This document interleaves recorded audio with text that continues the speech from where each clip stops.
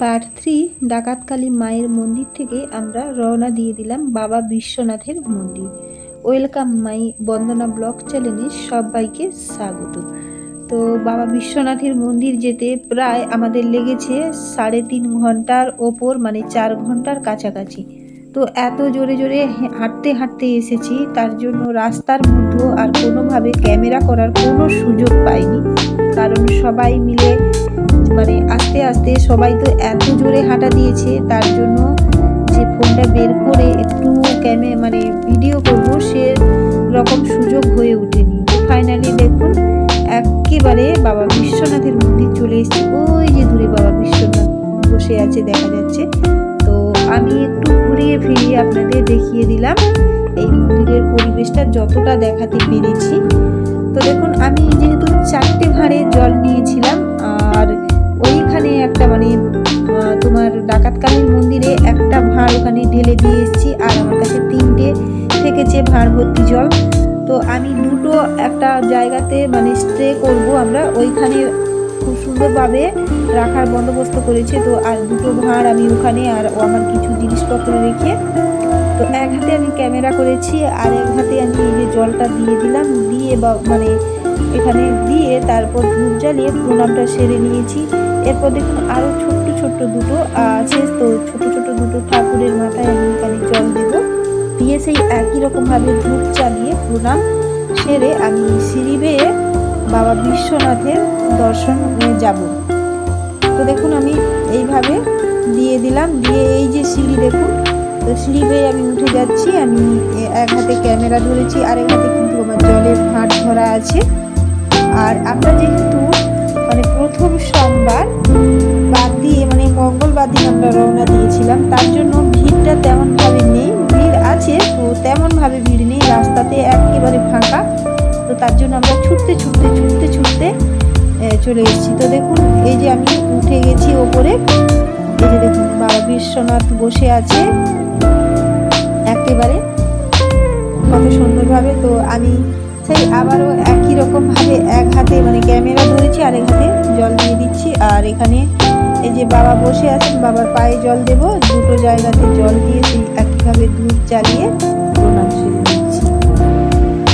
আর আপনারাও ঠিক আমার সাথে আমি যেভাবে দর্শন করেছি বাবাকে, আপনারাও দূর থেকে বাবাকে দর্শন করে নেন, বাবা সকল মনের আশা পূর্ণ করে দেবেন। তো দেখুন ফাইনালি এখানে উঠে এতটাই আমি আনন্দ পেয়েছি, মানে সে কি বলবো। তো খুব ভালোভাবে দর্শন করে প্রণাম সেরে ওখান থেকে নেমে তারপর দেখুন এই যে চারপাশে ছড়িয়ে ছিটিয়ে সবাই বিশ্রাম করছে, তো আমিও একটা জায়গাতে বিশ্রাম করব। একটু আমি এই পরিবেশটা মানে রাত্রিবেলা যেহেতু এত সুন্দরভাবে আলো ডেকোরেশন দিয়েছে, তার জন্য দিনের মতনই দেখাচ্ছে। তো দেখুন যারা বাঁক নিয়ে আসছে, বাঁক রাখার কত সুন্দর জায়গা করে দিয়েছে। তো আমি একটু ঘুরিয়ে ঘুরে মানে দেখছি আর আপনাদের সাথে নিয়েছি। তো আপনারাও আমার সাথে দেখতে থাকুন, আশা করছি খুব খুব ভালো লাগবে। এই পরিবেশটা এত সুন্দর, মানে আমার ভালো লেগেছে। আপনাদের কেমন মানে এই যে দেখা মানে যতটা সম্ভব আমি তুলে ধরলাম ভিডিওর মাধ্যমে, আপনাদের কেমন লাগলো অবশ্যই আমাকে কমেন্টের মাধ্যমে জানাবেন। তো দেখুন চারিদিকে কিন্তু খুব সুন্দর পরিষ্কার পরিচ্ছন্ন টয়লেট সহ, আর মানে বসা বা শোয়ার জন্য খুব সুন্দর জায়গা রেখেছে। তো যেহেতু অনেকটা পথ হেঁটেছি, প্রথমে ডাকাতকালী মানে শেওড়াফুলি থেকে ডাকাতকালীর মন্দির পর্যন্ত 2.5-3 ঘন্টা, তারপর আবারও 4 ঘন্টা। তো কিছুই খাওয়া হয়নি, রাস্তাতেই ওই যে জল দিয়েছিল জল খেয়েছি। তো আমরা যেহেতু রবিবার বেরিয়ে এসেছি, তার জন্য আমরা সেইভাবে কোনো রকম বাইরে থেকে যে ফুডস মানে খাবারগুলো ফল থেকে খিচুড়ি প্রসাদ থেকে অনেক কিছু দেয়, সেগুলো আমরা পাইনি অলরেডি। তো জল শুধু পেয়েছি, ওইগুলো দেয় রবিবার দিন দেয় আর সোমবার দিন দেয়। যেহেতু আমরা অফ টাইমে মানে সোমবার দিন এসেছিলাম, তো তার জন্য পাইনি। তো আমাদের কিন্তু খাবারগুলো এখানে নিরামিষ, অনেক রকমের খাবার বিক্রি হচ্ছে, অনেক রকমের দোকান বসেছে, সবাই কিনে খাচ্ছে। তো আমিও একটু খাবো, ও আমারও খুব খিদে পেয়েছে। তো আমি ফাইনালি এখানে কিন্তু নিরামিষ খুব ভালো পরোটা ঘুগনি কিনেছিলাম, খেয়েছি, কিন্তু প্রচুর দাম, অল্প পরিমাণে দিচ্ছে, প্রচুর দাম। তো ওই অল্প পরিমাণে পরোটা ঘুগনি খেয়ে আমার হয়নি। তো আমি আবারও মানে নিরামিষও এখানে কিনেছিলাম, যেটা বলে চাট মশলা কিনেছিলাম, আর চাট মুড়ি কিনেছিলাম। আমি আরও 2-3 রকমের খাবার, আর আমার সাথে যারা ছিল তারাও সবাই কিনেছে, খেয়েছি। মানে অল্প পরিমাণে 20 টাকার করে 30 টাকার করে দিচ্ছে, অল্প পরিমাণে। এই নাই নাই করে আমি এখানে 100 টাকার খাবার কিনে খেয়েছি, তাও আমার মন ভরছে না। তো ফাইনালি দেখো খাওয়া দাওয়া সেরে তারপর আবারও রওনা দিয়েছি। তো আর পারছি না হাঁটতে, যেহেতু সত্যি কথা বাবা বিশ্বনাথের মন্দিরের পর থেকে আর হাঁটতে আমি পারলাম না। তার জন্য আমাদের যেহেতু গাড়ি রিজার্ভ করা ছিল, সেই গাড়িতে উঠে গেছি। আর গাড়িতে যেতে যেতে আমি আবারও এই যে আলোর ডেকোরেশন এত সুন্দরভাবে দিয়েছে, সেই দৃশ্যগুলো আমি নিজেও উপভোগ করছি, সাথে আপনাদের নিয়ে। তো আপনারা দেখেই বুঝতে পারছেন কত দূর থেকে মাইলের পর মাইল দূর থেকে আলোর ডেকোরেশন দিয়েছে, সেটা আমি বলে বোঝাতে পারবো না। তার জন্য আমি ভিডিও মাধ্যমে তুলে ধরছি। তো এত সুন্দরভাবে, তো দেখুন এরপর কিন্তু হনুমানজির মন্দির যেটা, সেখানে কিন্তু গাড়ি স্টে করবে, মানে দাঁড়াবে।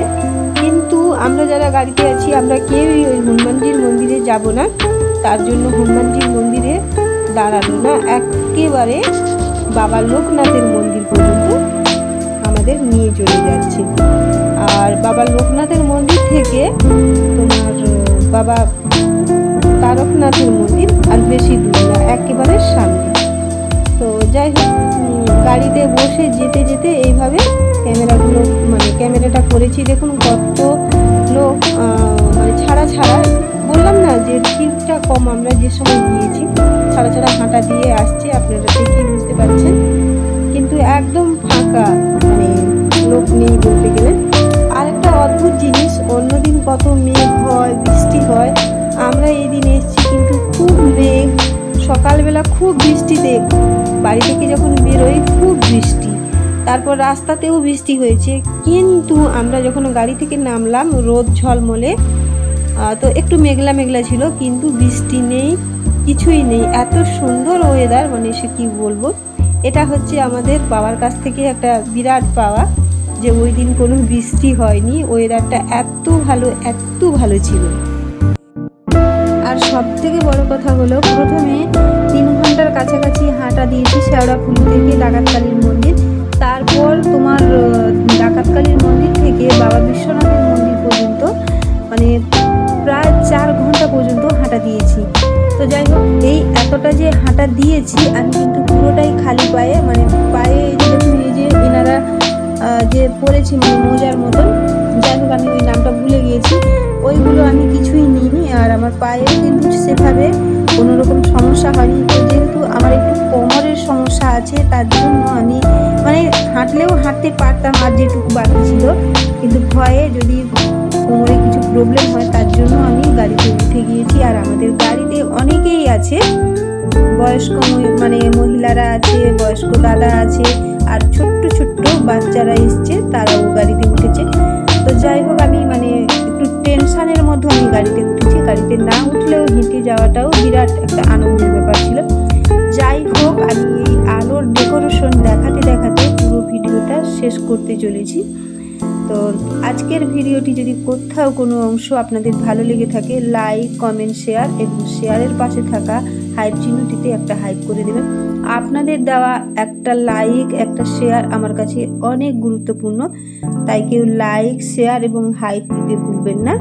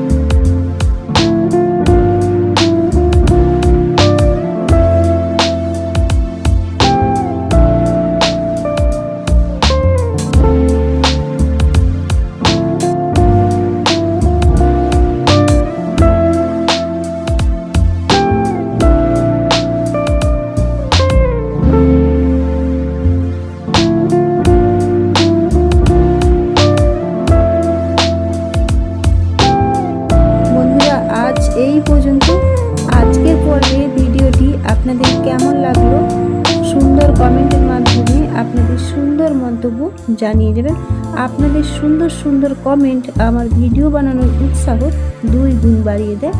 আপনারা সকলে খুব ভালো থাকবেন, সুস্থ থাকবেন। আবারও দেখা হবে অন্য কোনো নতুন ভিডিওর সাথে। সবাইকে টাটা।